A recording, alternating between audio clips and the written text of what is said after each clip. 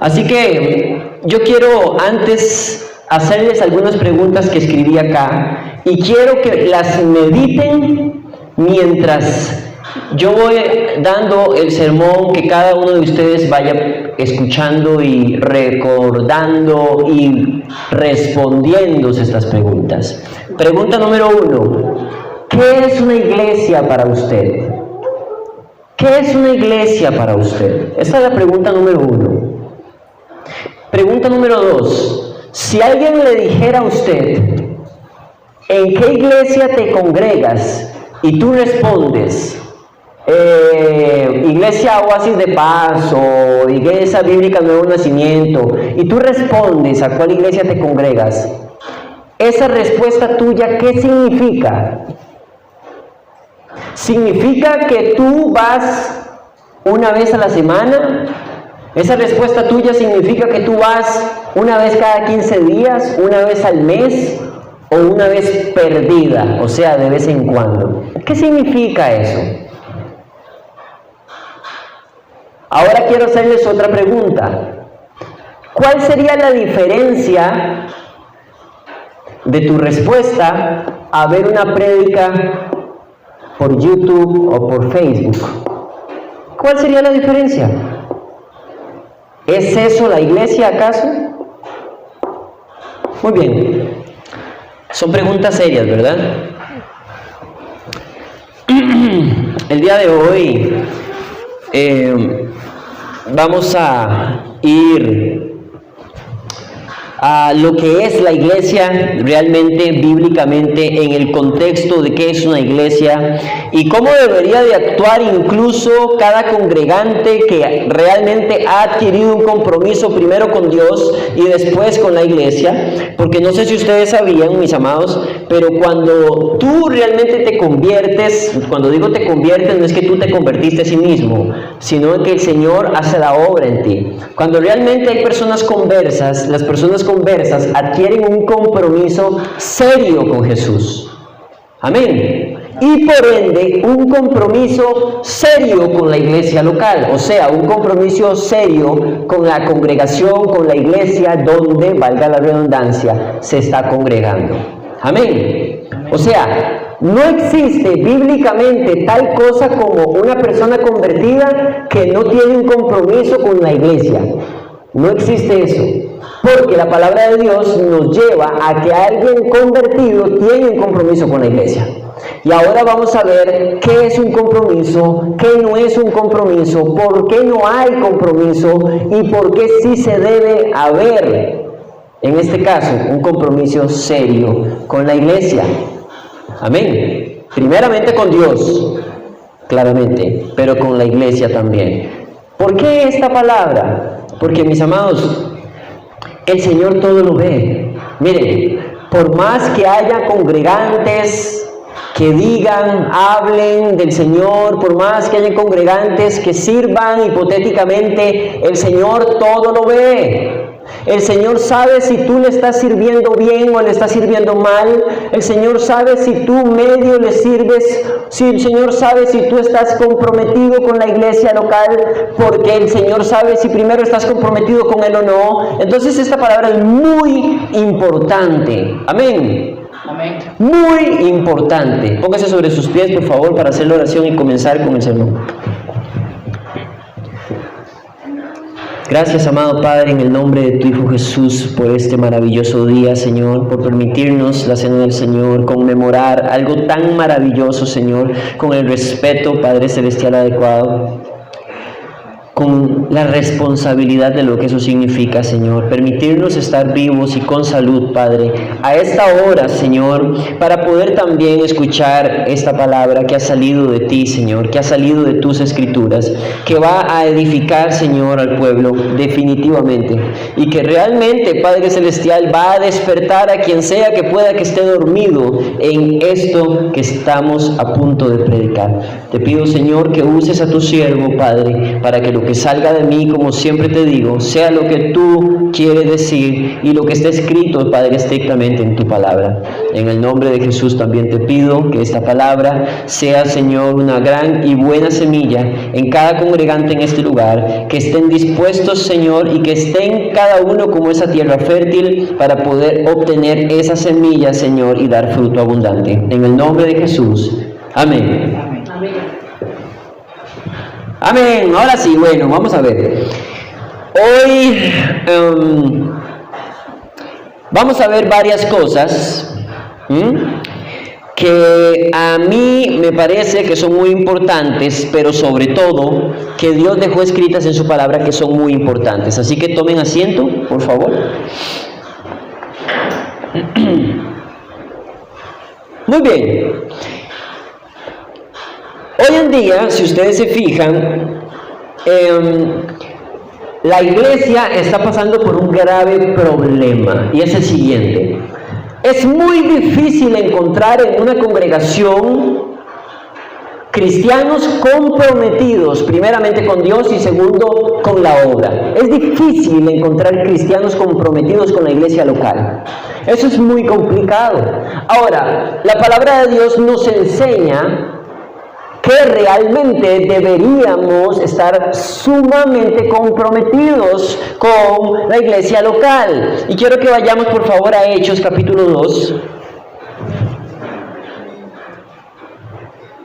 Vamos por favor a Hechos capítulo 2,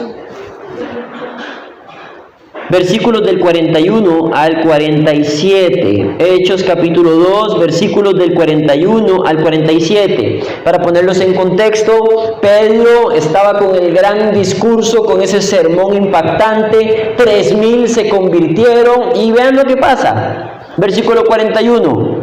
Así que los que recibieron su palabra fueron bautizados y se añadieron aquel día como 3,000 personas. Y perseveraban en la doctrina de los apóstoles, en la comunión unos con otros, en el partimiento del pan y en las oraciones. Ok, Hechos capítulo 2 redacta cómo tiene que ser la iglesia. Comprendamos esto. Punto número 1. El versículo 41 dice que se añadieron en aquel día como 3,000 personas. Ustedes no se fijaron por qué dice 3,000, por qué no dice muchas, por qué un número específico, 3,000. ¿Saben por qué? Porque toda persona convertida es reconocida. Y todas las personas que son convertidas en una congregación siempre tienen un número. ¿Qué quiere decir esto? En una congregación los pastores tienen que saber quiénes son convertidos y quiénes no. ¿Cuántos son convertidos? ¿Cuántos no? Y esto no quiere decir que los pastores estén juzgando a la gente. Estamos hablando basado en las evidencias, basado si son niños en leche, si no son niños en leche, si son cabras, si son trigo, si son cizaña. Esto siempre tiene que verse. Pero estas 3,000 personas fueron añadidas porque escucharon la palabra, se bautizaron y todo. ¿Ok? O sea, aquellas personas que realmente fueron salvas, inmediatamente adquirieron un compromiso. ¿Cuál fue el compromiso? Lo vemos en el 42. Y perseveraban. Perseverar es permanecer continuamente en algo. Y perseveraban en la doctrina de los apóstoles. Doctrina, en la enseñanza de los apóstoles. ¿Qué predicaban los apóstoles? El evangelio de salvación. Entonces, estas personas perseveraban continuamente en las enseñanzas de los apóstoles. Punto número 1. Si el congregante no persevera en la enseñanza, no permanece continuamente en la enseñanza, si el congregante a veces viene, a veces no, si el congregante, porque llueve no vino, porque le duele un dedo no vino, porque le duele una uña no vino, porque se despeinó no vino, porque no vino, entonces, ¿qué será lo que le está faltando a ese congregante? ¿Qué será? ¿Que no tuvo un encuentro con Cristo? ¿Por qué es que entonces, si estos recién convertidos que fueron bautizados, porque escucharon ese gran sermón de Pedro, ¿por qué si ellos sí perseveraban en la doctrina de los apóstoles, en el evangelio de salvación, por qué hoy en día la gente no está perseverando? Les voy a decir por qué. Punto número 1, porque no han adquirido un compromiso serio con Cristo. Punto número 2, porque no han adquirido un compromiso serio con su iglesia local. Y es por eso que las bancas normalmente son como cambiables todas las semanas. A veces sí, a veces no. Hermanos que están en un almuerzo, como me han dicho a mí en algún momento, no aquí, pero en otros lugares, cuando teníamos la congregación en otro lugar, pastor, es que viera que no puedo ir, ¿por qué? Tengo un almuercito. Ah, ok. Qué bien, ¿verdad? Que llenar la panza sea como más importante que realmente escuchar la palabra del Señor y perseverar continuamente en la doctrina. Bueno, pastor, es que entonces no puedo ir. ¿Por qué no puedo ir? Ay, pastor, es que no te imaginas. Lo que pasa es que me duele un pie. No, es que no puedo ir. ¿Por qué? Porque está lloviendo y no me puedo mojar. Miren, yo les dije a ustedes al principio, hay congregantes que definitivamente no pueden venir por cosas serias, porque un papá se está muriendo, o porque un papá está muy enfermo, una mamá está muy enferma, o por alguna razón, y tuvo que irse para poder ver a sus padres, por ejemplo. Pero es que hay otros congregantes que son excusas lo que dicen. No puede ser posible que un congregante normalmente no persevere continuamente en la doctrina, en el evangelio, no venga a escuchar la palabra del Señor, no ore, no estudie la palabra en su casa, no aplique la palabra en su casa, porque siempre hay algo. Me siento triste, depresión, me duele un pie, me duele un brazo, estoy tosiendo. Vean, siempre va a aparecer algo para no congregarse. Pero si nos vamos a la palabra del Señor, nos damos cuenta que quien tiene un compromiso, aunque se caiga el mundo, viene, exceptuando razones serias, muy serias, muy serias. Amén. Yo les dije a ustedes, bueno, a algunos hermanos les conté, que mi profesor de teatro, una vez se le murió la mamá. Y recuerdo que tenía que darnos clases a las 7 de la noche. Mi profesor de teatro quería mucho a su mamá, como nosotros amamos a nuestras madres. Y ese señor llegó a darnos la clase. Y nos dijo, yo vengo para que ustedes se den cuenta que hay que tener disciplina, pase lo que pase. Y mi profesor ni cristiano era, pero vean qué disciplina, qué compromiso tenía con nosotros los estudiantes. Un profesor que no era cristiano tenía un compromiso serio y una disciplina seria con sus estudiantes, mientras que un cristiano que habla y dice y canta y danza y hace un montón de tonteras muchas veces, dice que cree en Dios y no es capaz de permanecer en la doctrina, venir y congregarse habitualmente, venir a los servicios habitualmente. Increíble, ¿no? Eso no es increíble, es increíble. Dice el mismo versículo 42, en la comunión unos con otros. Entonces entendamos, perseveraban en la doctrina de los apóstoles y en la comunión los unos con otros. En la comunión unos con otros. Si tú no vienes, ¿cómo tenemos comunión entre hermanos? ¿Cómo? ¿Cómo? ¿Por teléfono? Hermanito, aquí estoy para usted. Ore, hermanito, ore. ¿Y por qué no vienes a la congregación y tenemos comunión unos con otros? ¿Saben ustedes qué tan importante es la comunión unos con otros? ¿Sabían ustedes lo importante que es? Que si nos vamos nosotros a las Escrituras, vean, los que estaban convertidos permanecían unidos, mantenían comunión juntos. ¿Qué es lo que está pasando con la iglesia? Que solamente si hay fiesta en la iglesia, que por cierto, no es que aquí haya fiesta, sino que cuando hay fiestas en otras iglesias, entonces todo el mundo quiere comunión. Ay, es que cuando hay eventos especiales en la iglesia, entonces sí quiero ir y todo el mundo quiere comunión. Eso no es compromiso. Por más que una persona quiera pensar que eso es un compromiso, eso no es compromiso. No es un compromiso serio con Dios y mucho menos con la iglesia. Ahora, y perseveraban en la doctrina de los apóstoles, en la comunión unos con otros, en el partimiento del pan y en las oraciones. Vean, hay un grave problema hoy en día. Los que no tienen un compromiso a veces tienen el problema de que ni quieren bautizarse, ni participan de la cena del Señor. Y no exactamente porque tengan la reverencia y el respeto, sino porque no les importa.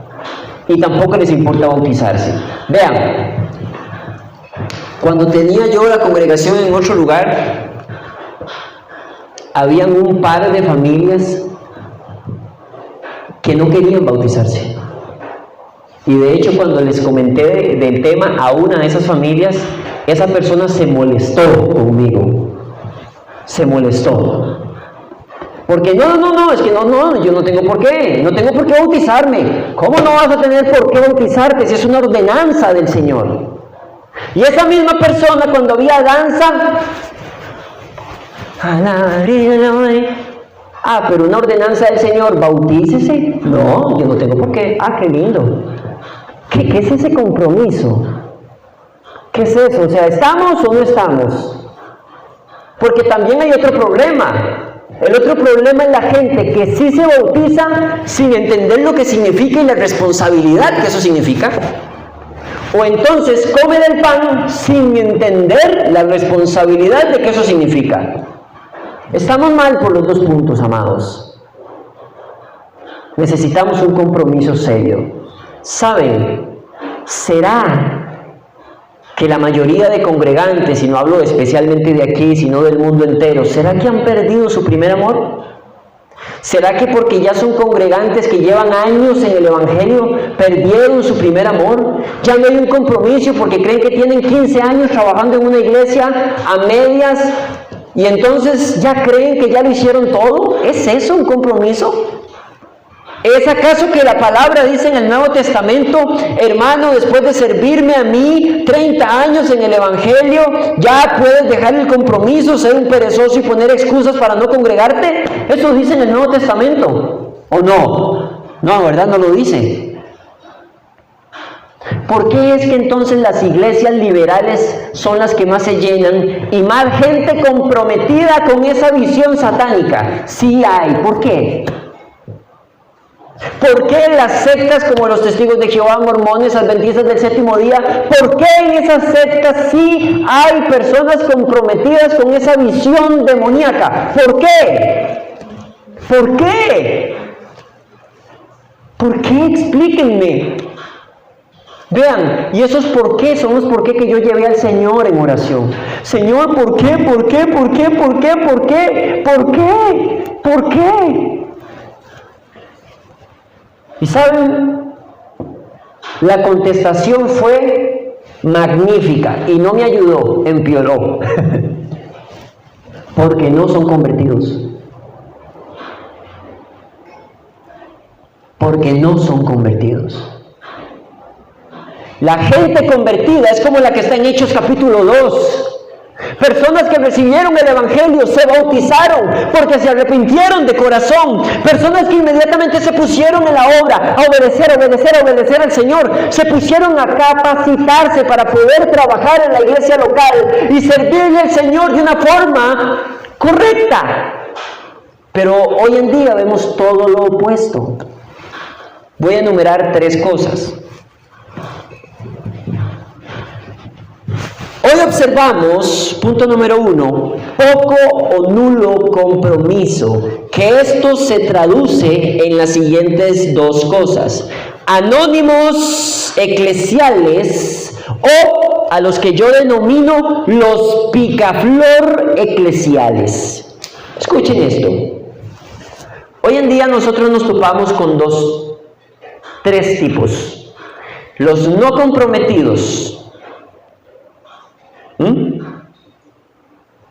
Los picaflor y los anónimos. Ahora quiero que ustedes entiendan cuáles son esos. Empiezo de atrás hacia adelante. Los que yo denomino picaflor son aquellas personas que creen que están bien porque hoy están aquí, dentro de 2 meses están en otra iglesia, dentro de 3 meses están en la otra, dentro de 4 meses están en la otra, dentro de 5 meses están en la otra, sacan provecho de todas las iglesias y creen que están bien con Dios. ¡Oh, wow! Disculpen lo que voy a decir, pero me da asco. Me da asco que en estos tiempos haya un comportamiento tan sucio, ¿saben? No es posible. Ser un picaflor eclesial no es bíblico. ¿Saben ustedes que el mismo Pablo recomienda a Febe, que era una diaconisa, y les dice a los hermanos que la reciban con todo honor? ¿Saben ustedes que incluso para ustedes irse para otra iglesia, ustedes deberían de llevar con ustedes mínimo una carta de los pastores recomendándolos? ¿Sabían ustedes eso? Eso no me lo inventé yo, es bíblico. Pablo lo hizo con Febe y así mismo recomendó a otros hermanos. Porque siempre tiene que haber una recomendación si es que tú te vas a ir por razones bíblicas de una iglesia. Pero ¿saben por qué es que hay picaflores? Porque llegan a la iglesia, me gusta, sí, pero cuando veo que en la iglesia ya empiezan a decir, hay capacitación bíblica. No. Yo puedo servir, pero sin capacitarme. Yo puedo servir, pero sin santidad. Yo puedo servir, pero viniendo una vez al mes, porque me duele el pie, porque me duele el brazo, porque mi esposo no me deja. Miren, de verdad, ¿en qué estamos convirtiendo la iglesia? Porque es que la iglesia hoy en día realmente no vuelve a las sendas antiguas. Son muy pocas iglesias las que vuelven a las sendas antiguas, ¿saben? Me podrán a mí tachar de puritano o de mucha senda antigua, lo que sea, pero amados, es triste estar muchas veces en una congregación en donde los hermanos son completamente desconocidos. Y cuando digo desconocidos, no es porque no conozca al hermano Mao o a la hermana Luz, no, completamente desconocidos, porque llegan a la iglesia, dicen que tienen una comunión, y como aquel está en el anonimato y no le interesa el compromiso, medio comparte y se va, y no le importa a ningún hermano. Vean, esos son los anónimos. Llegan a una iglesia, permanecen, están, escuchan, se engordan y se engordan y se engordan de palabra de Dios, pero son tan egoístas que no se capacitan y no hacen por dónde vaciarse, predicar el evangelio, servirle a Dios como debe de ser. Entonces esos anónimos permanecen en la iglesia mientras no reciban mucha presión, porque si no, se van, como pasó conmigo.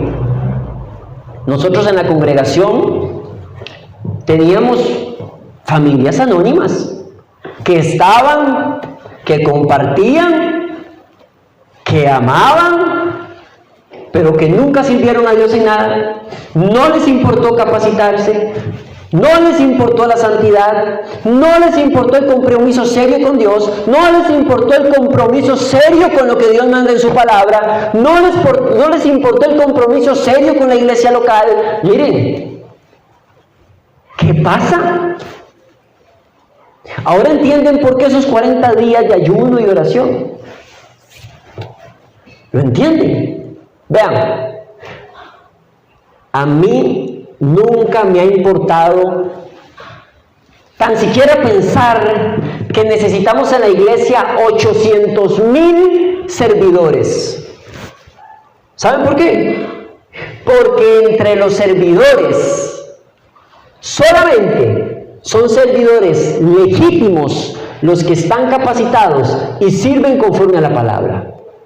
Si aquí hay poca gente, pero 3 adquieren un compromiso serio, esos 3 como discípulos de Jesucristo van a arrastrar más a la iglesia, y a través de estos 3 que vea realmente, que se tenga un compromiso serio, los que están alrededor van a decir, wow, qué compromiso de esta gente, qué vergüenza me da sentarme en la banca y mínimamente no estar comprometido con Dios. Amén. Pero es que en la iglesia, no sé si usted ha visto, que a veces en las congregaciones hay 2, 3 gatos que están comprometidos. De ahí hay como 10, 15 o 20 que están medios comprometidos y el resto anónimos o picaflores. Hermanos, hay que ponerse a pensar, ¿verdad? Por favor, vean lo que dice el versículo 43 de Hechos 2, ahí mismo. Dice, y sobrevino temor a toda persona, y muchas maravillas y señales eran hechas por los apóstoles. Todos los que habían creído estaban juntos. ¿Estaban qué? Juntos, comunión. Si no se congregan, ¿cómo estarán juntos? ¿Cómo? Ok. Juntos, y tenían en común todas las cosas. ¿Tenían qué? ¿En común qué? Todas las cosas. Ustedes están viendo el amor congregacional. Ustedes están viendo la importancia de congregarnos, además de exaltar, adorar al Señor, que Dios nos está mandando a que tenemos que tener comunión como hermanos. Y comunión no es decir, ¿y cómo estás? ¿Todo bien? Bien, gracias a Dios. ¿Y su familia? Bien. Ah, bueno, qué dicha. Hermanos, la comunión es más allá. Mira, si no tienes un compromiso serio con Dios, si no tienes un compromiso serio con tu iglesia local, ¿qué te hace pensar que cuando vienes a la iglesia vas a orar por el hermano que tienes a la par? Porque a veces ni eso.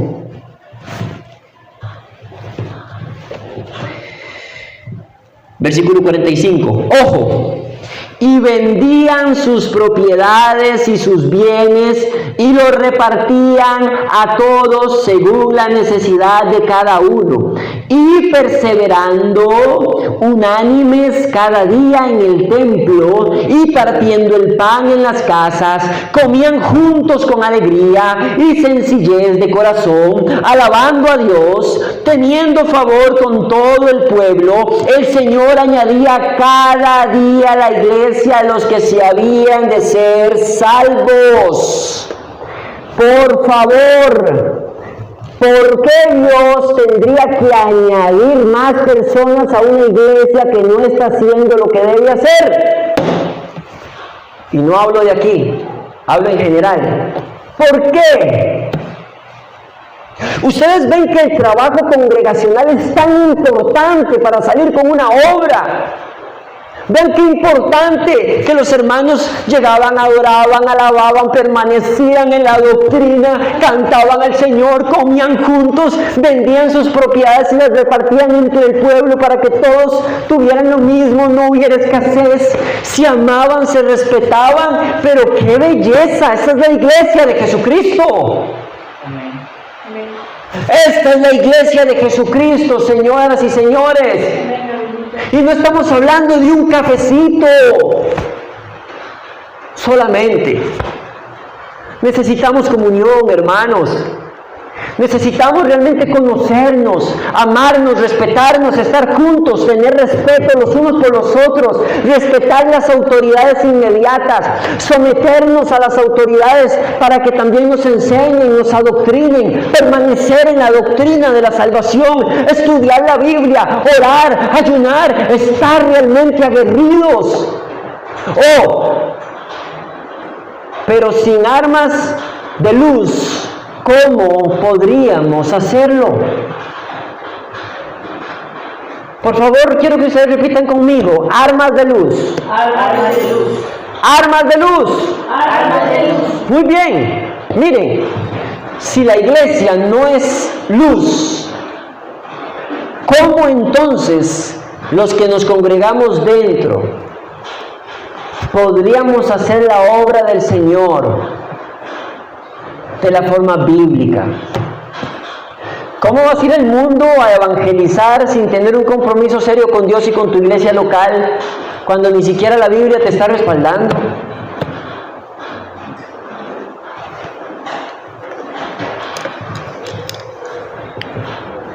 Qué difícil, ¿verdad?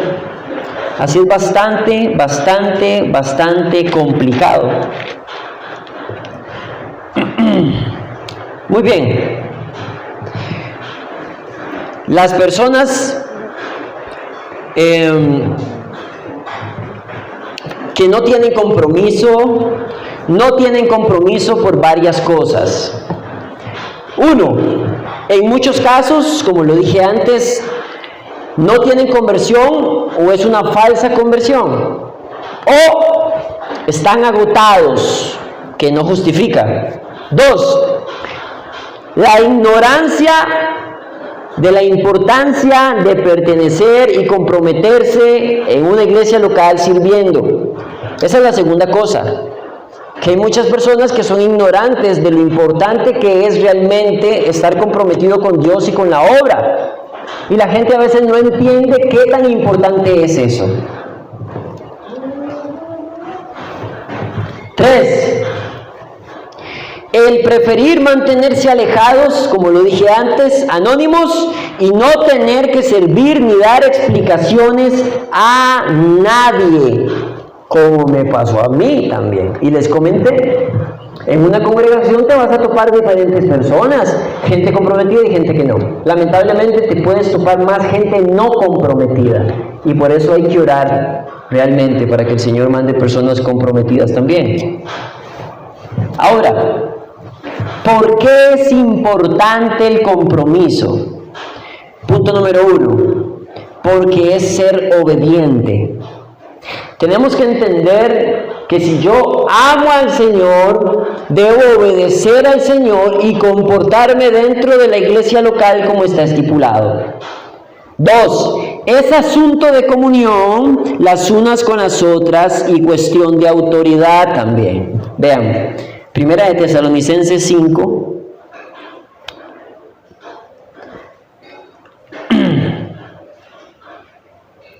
Primera de Tesalonicenses capítulo 5, del 11 en adelante. Primera de Tesalonicenses 5, del 11 en adelante. Dice, por lo cual, animaos unos a otros y edificaos unos a otros, así como lo hacéis. Os rogamos, hermanos, que reconozcáis a los que trabajan entre vosotros y os presiden en el Señor y os amonestan, y que los tengáis en mucha estima y amor por causa de su obra. Tened paz entre vosotros. Entonces, esto también es cuestión de autoridad. El compromiso también es cuestión de autoridad. Porque incluso el Señor nos manda que hay que tener en alta estima a los pastores.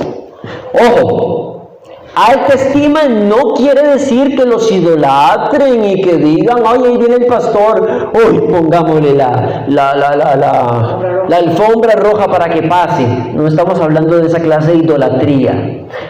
Poner a una persona que sirve en la obra del Señor, que realmente te entrega su vida a pastorear, a servir a Dios, tener en alta estima, no es ponerlo mayor que Cristo. Poner en alta estima a un pastor que sirve es realmente respetarlo, actuar con respeto. Amén. Amén. Tenerlo en alta estima es tenerlo con un respeto grande y con un amor grande. Ahora, esto no lo digo porque yo piense que ustedes me aman, ni mucho menos, sino porque es algo que también manda el Señor. El Señor lo manda. Esto también es cuestión de autoridad. Ahora, entiendan esto, porque todo cristiano en una iglesia está sujeto a sus autoridades. Amén. Pero vean por favor también, porque quiero que ustedes comprendan, Hebreos 13, capítulo 7. Hebreos 13,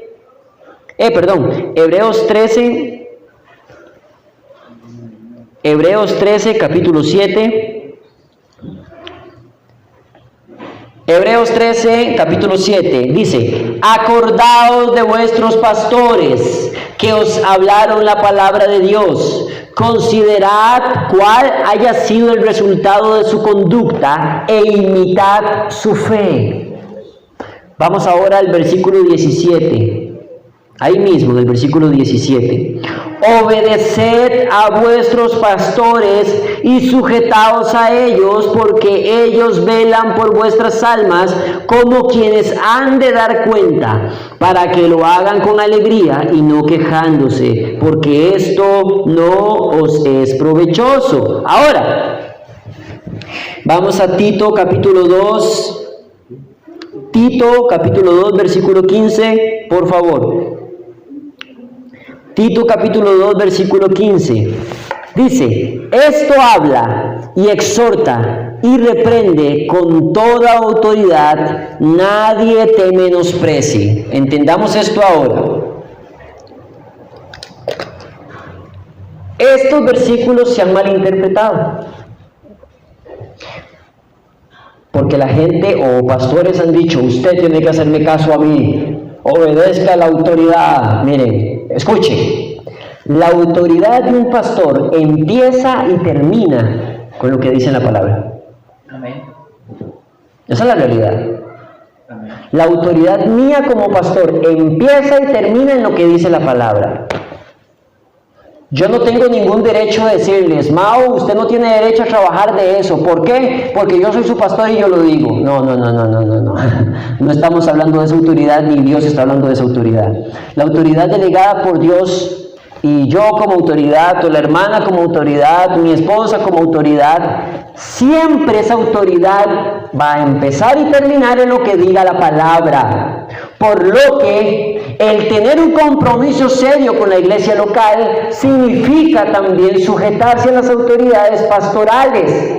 Autoridades pastorales que están sujetas a lo que diga la Biblia. Amén.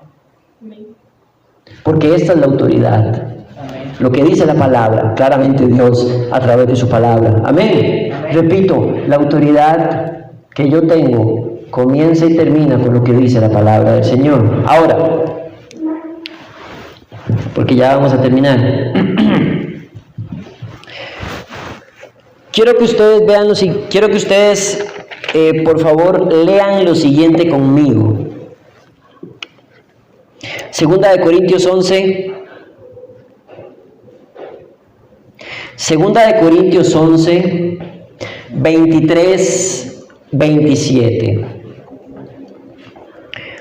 Segunda de Corintios 11, 23, 27. Dice lo siguiente. Son ministros de Cristo, como si estuviera loco hablo. Yo más. En trabajos más abundantes, en azotes sin número, en cárceles e en peligros de muerte muchas veces. De los judíos 5 veces he recibido 40 azotes menos 1. 3 veces he sido azotado con varas, 1 vez apedreado, 3 veces he padecido naufragio, 1 noche y un día he estado como náufrago en alta mar. En caminos muchas veces, en peligros de ríos, peligros de ladrones, peligros de los de mi nación, peligros de los gentiles, peligros en la ciudad, peligros en el desierto, peligros en el mar, peligros entre falsos maestros, en trabajo, en fatiga, en muchos desvelos, en hambre, en sed, en muchos ayunos, en frío, en desnudez, y además de otras cosas, los que sobre mí agolpa cada día la preocupación por todas las iglesias. Vean, como yo les dije anteriormente, escuchen bien, la única autoridad es Dios. El pastor tiene una autoridad delegada por el Señor que comienza y termina con la palabra de Dios, punto. Así que yo no tengo derecho de manipularlos como muchos hacen desde los púlpitos. Amén. Ahora, esta persona de la que estamos hablando en este momento era una autoridad grande, porque era el apóstol Pablo. ¿Ustedes vieron todo lo que este hombre pasó? Amén. Qué increíble, ¿verdad? Y aún así le sirvió al Señor. Qué increíble, ¿verdad? Y aún así entonces la gente pretende servirle al Señor y estar en posiciones de autoridad sin sacrificio. Es increíble cómo el apóstol Pablo, con todo lo que acabamos de leer, el apóstol Pablo padeció peligros muchas veces, peligros de ladrones, peligros en alta mar, náufrago, fue azotado, fue golpeado, fue todo, y terminó sin cabeza.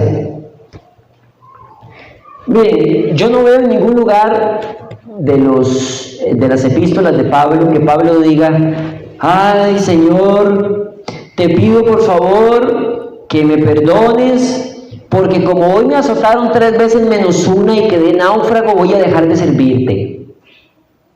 Señor, discúlpame, porque como fui apedreado y estoy a punto de que me corten la cabeza en Roma, entonces no te voy a poder servir bien.